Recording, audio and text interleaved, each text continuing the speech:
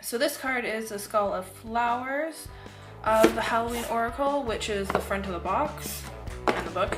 And it stands for Creating Through the Ashes. The other card I'll be doing in this video is the Skull of Light, which is Illumination. So what we see in this picture is an older sort of aged skull, missing 2 front teeth, and it's been painted in brightly colored sort of floral designs. And I think the yellow in the middle there is supposed to be an actual real flower as opposed to the drawn on designs, I think. Then it also has some pink petals coming out from behind it, almost sort of like a headdress or a crown in a way. And then there's some light behind that, just sort of, it looks like just sort of random light in the background there. So again, the skull sort of represents death and decay and all that, and then the flowers to me sort of represent life and rebirth and just things coming to life, like beginnings and starts, renewal of life.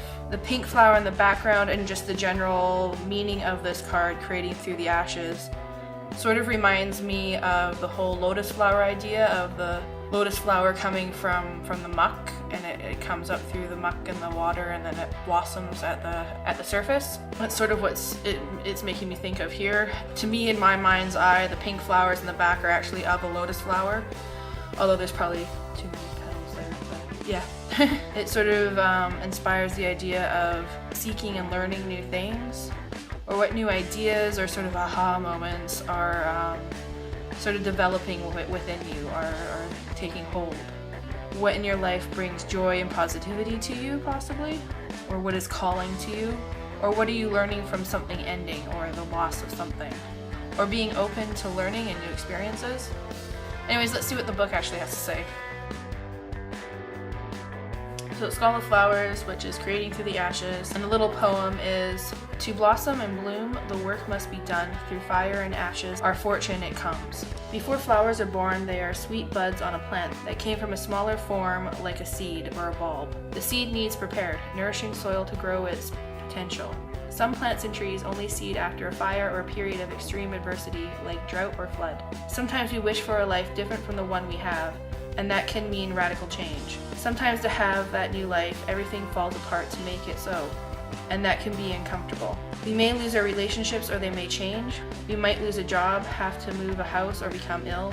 All big events that lead to a reassessment of the how of our lives. The Skull Flowers illustrates that there is a sureness and yet rawness to creating again, to starting fresh.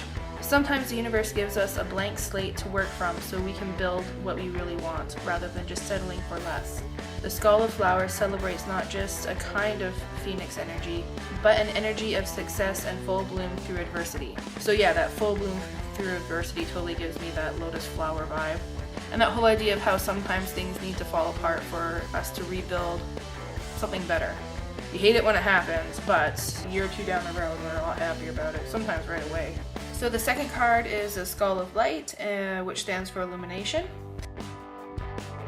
So in this card again, it's another pretty simple card. It's another aged cracked skull. Maybe it's just the halo behind the skull, but it seems like a very round skull. And it seems like there's a double halo behind it with a little bit of stars back there.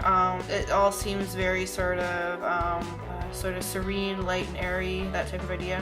So again, the skull to me represents, it could represent death, and also it's the head, so thoughts and personality, things like that. And it also seems to sort of have a halo behind it, or a light behind it, or like a double one, which could sort of maybe stand for like an angel's halo, or just enlightenment in general, or your higher being, or your higher self, or sort of like your mind opening up. It kind of gives me that idea with the double halo, is your mind starting to open up to new ideas or experiences, or just opening up to life in general, or life force maybe in general. Sort of reconnecting with your higher self, or reconnecting with something sacred.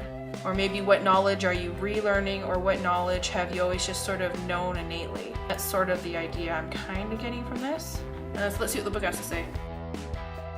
So it's the Skull of Light, which stands for illumination, and the little poem is, "We can stay in the dark, exist only in the midnight hours, but shining the torch, the victory is ours." It sort of sounds like song lyrics. As the famous psychotherapist Jung suggested, knowing our darkness helps us cope with the darkness of others.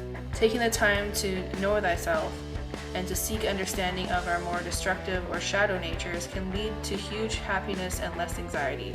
The idea of being shown the way in the most difficult of times and always knowing that we are never alone in the darkness are the keys to this magical element. Light is usually a comforting thing. Yet, sometimes we do not really want to see the boogeyman under the bed. It's too scary, too big, and we know not how to defeat it. Yet by simply shining the torch upon the darkness, the victory is ours. Should the Skull of Light enter your life, know that it is time to open yourself fully to the clarity of bright illumination. Allow yourself to be seen, to see and to act upon what is shown to you. Time has passed for hiding, for pretending, and for swallowing our discomfort by accepting the status quo when it really doesn't suit us. So I agree with this card that you need to know yourself and your darker elements, and knowing yourself does help with dealing with others. You can never know what somebody else is totally thinking, but you can empathize a little bit more with them. But if nothing else, knowing yourself helps you to know what your reactions are going to be and curve those reactions to what you want them to be. And that helps you deal with other people. But yeah, I like the line of the time has passed for hiding, for pretending, for swallowing our discomfort by accepting the status quo when it really doesn't suit us. I like that line there. So yeah.